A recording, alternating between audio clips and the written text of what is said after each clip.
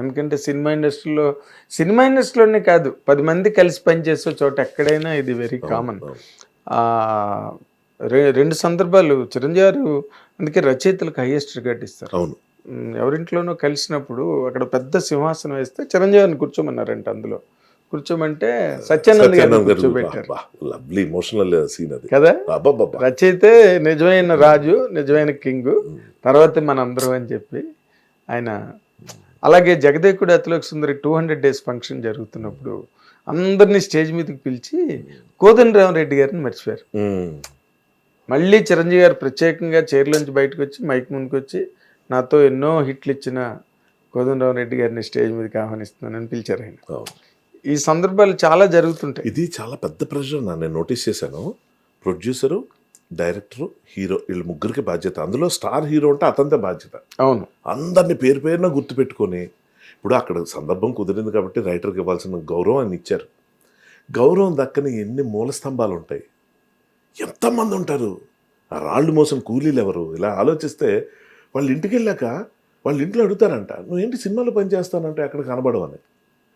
అతను light man అవ్వచ్చు, ఒక ప్రొడక్షన్ మ్యాన్ అవ్వచ్చు, ఒక ఆర్ట్ వర్క్ చేసేవాళ్ళు అవ్వచ్చు, వాళ్ళు బతుకుతుంది ఇక్కడే, కానీ గుర్తింపు ఎంతమందికి వస్తుంది? అది పాయింట్.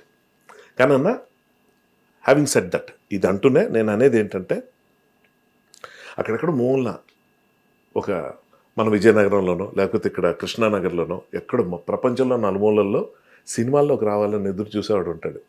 వాడికి స్టేజ్ మీద పిలవడాలు అవసరం లేదు, వాడికి పోస్టర్ మీద బొమ్మ అక్కర్లేదు, ఎక్కడ పేరు అక్కర్లేదు, వాడు ఇందులో ఉంటే చాలు, ఆ ప్రొడక్షన్ ఫుడ్ తింటే చాలు, అది ఒక ఎమోషన్, అది ఉంటే చాలు అన్నది ఏదైతే ఉంటుందో అప్పుడు మనకి ఏం వెళ్తిలా కనబడవు.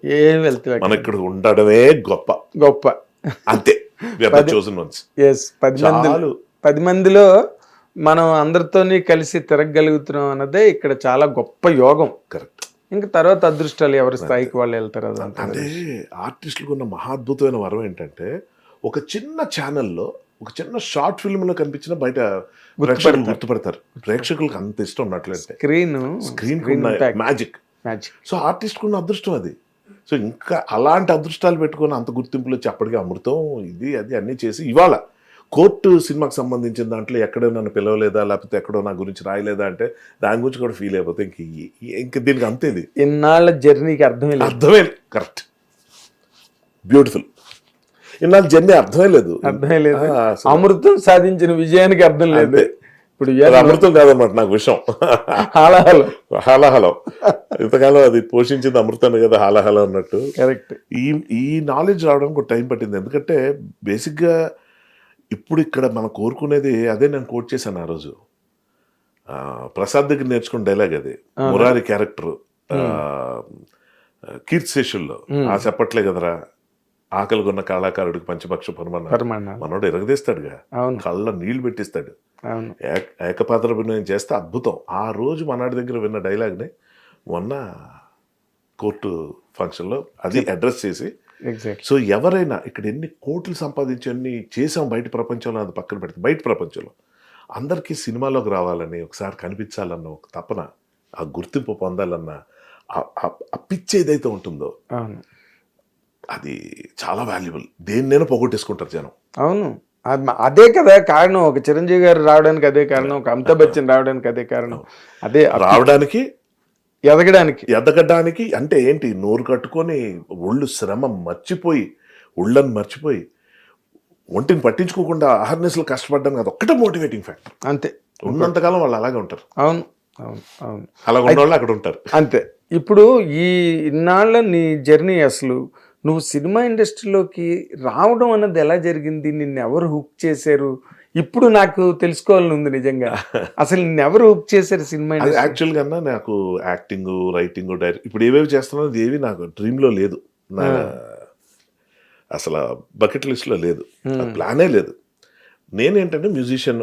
ఇప్పుడు చిన్నప్పటి నుంచి సంగీతం అంటే ఇష్టం, పాటలు పాడడం అంటే ఇష్టం. అలా మ్యూజిక్ ప్రసాద్కి తెలుసు, గిటార్ పట్టుకొని పాటలు పాడి, మీ ఇంట్లో చిన్న పియానో ఉండేది, దాని మీద వెళ్ళి ప్లే చేస్తే చాలా మెచ్చుకొని అంటుండేవాడు, అరే నువ్వు ఏదో చేయాలరా మ్యూజిక్లో అది ఇదని. అప్పుడు భీష్మ గారి దగ్గర, విజయనగరం భీష్మ గారి దగ్గర నేను స్టూడెంట్గా జాయిన్ అయ్యి, ఎక్కువ కాలం నడవలేదు, బట్ అక్కడి నుంచి వైజాగ్లో ఆశీర్వాద్ లుక్ దగ్గర జాయిన్ అయిపోయాను వెళ్ళి. ఓకే.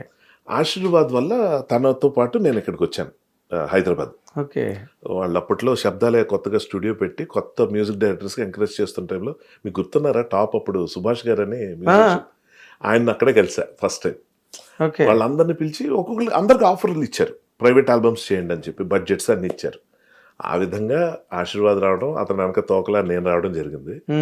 అది వర్కౌట్ అవ్వలేదు ఆశీర్వాద్కి ఆ టైంలో. ఓకే.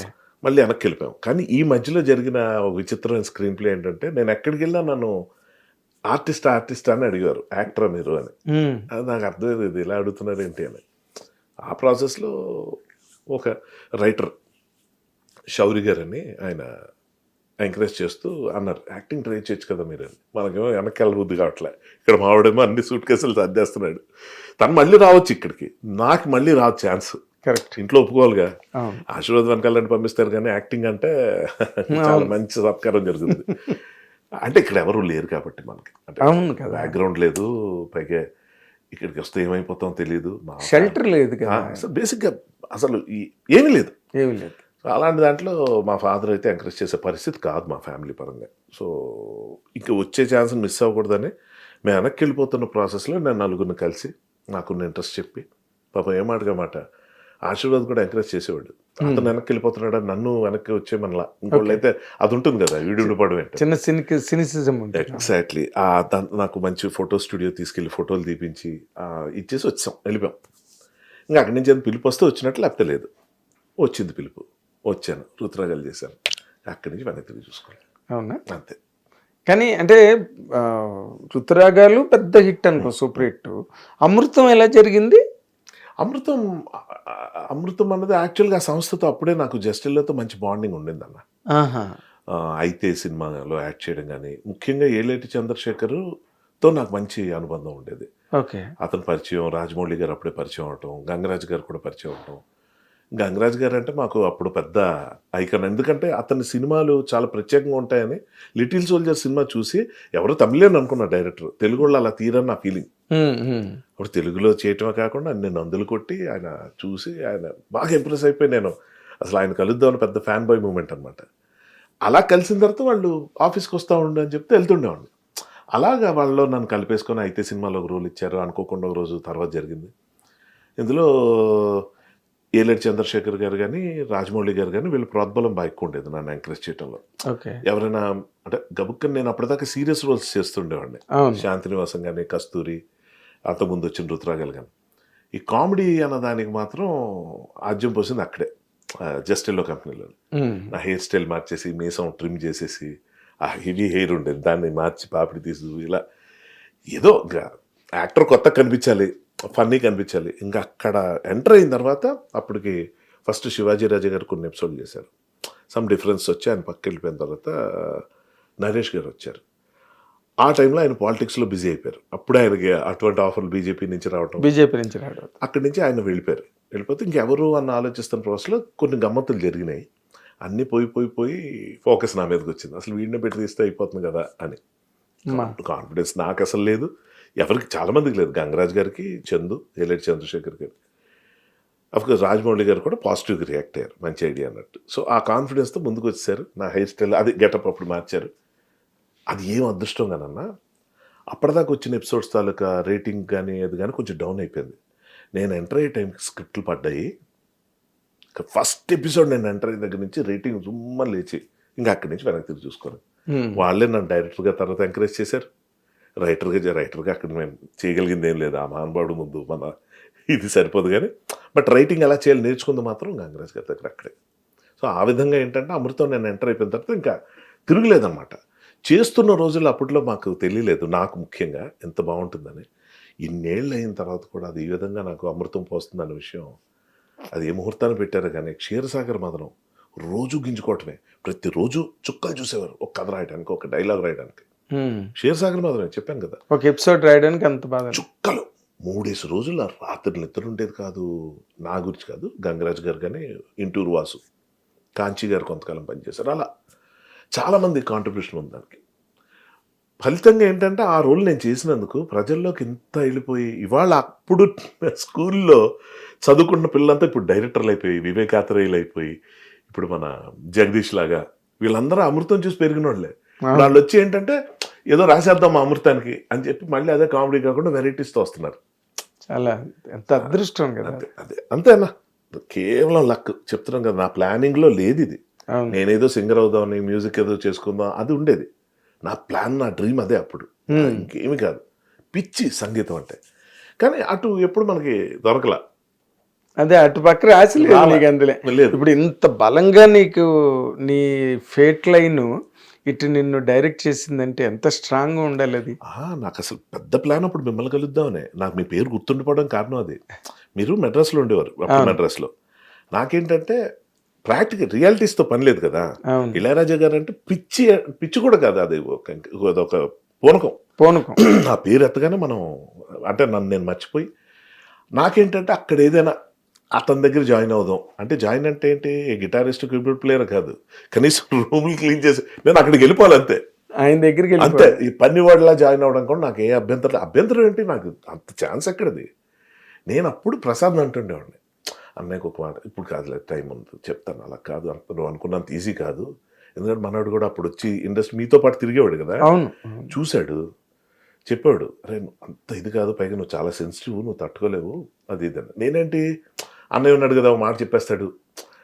ఏం మనమే పెద్ద పెద్ద అడగట్లేదు, పక్కన వాచ్మెన్ లాగా ఏదో అసిస్టెంట్ లాగా ఏదో పడుంటాను ఏముందని. అది మాత్రం అంత ఈజీగా ఎందుకు, అసలు నన్ను ఎందుకు పెట్టుకోవాలి, తెలిసేది కాదు. అంటే ప్లాన్ అయితే అలా ఉండేది. తమిళనాడు ట్రైన్ ఎక్కకుండా హైదరాబాద్ ట్రైన్ ఎక్క మారిపోయింది సినిమా మొత్తం. హిట్ టీవీ యాప్, ఇందులో short news, live news, entertainment shows, movies, digital magazines తో పాటు మీ జిల్లా వార్తలను కూడా ఫ్రీగా చూడొచ్చు. అంతేకాదు కేజీ నుంచి పీజీ వరకు విద్యార్థులకు స్కాలర్షిప్ కూడా అందిస్తున్నాం. ప్రతి వారం 10 మందికి లక్కీ డ్రా ద్వారా ఒక్కొక్కరికి 10,000 రూపాయలు అందిస్తున్నాం. ఇంకెందుకు ఆలస్యం, వెంటనే హిట్ టీవీ యాప్ ని డౌన్లోడ్ చేసుకుని ఫ్రీగా ఎంటర్టైన్మెంట్ పొందండి. Hit TV app. Hit TV app. Please download hit TV app. Hit TV యాప్ని ఫ్రీగా డౌన్లోడ్ చేసుకొని ఎంజాయ్ చేయండి. మీకు నచ్చిన ఎంటర్టైన్మెంట్ కోసం హిట్ టీవీ యాప్ ని ఫ్రీగా డౌన్లోడ్ చేసుకుని ఎంజాయ్ చేయండి. హిట్ టీవీ యాప్ని డౌన్లోడ్ చేసుకుని ఆస్వాదించండి, ఆశీర్వదించండి. ఇంతమంది సెలబ్రిటీలు హిట్ టీవీ యాప్ ని డౌన్లోడ్ చేసుకోండి అని చెప్తున్నారంటే ఎంత మంచి యాప్ ఆలోచించండి. అమెరికా అమెరికా అమెరికా అమెరికాలో చదవాలనుకునే వాళ్ళకి విశ్వసనీయమైన పేరు మన శౌర్య కన్సల్టెన్సీ. UK లో 1 year masters, UK లో 1 year masters, 2 years work permit up to 5 years visa. Contact Saurya Consultancy. Contact 89851 89851.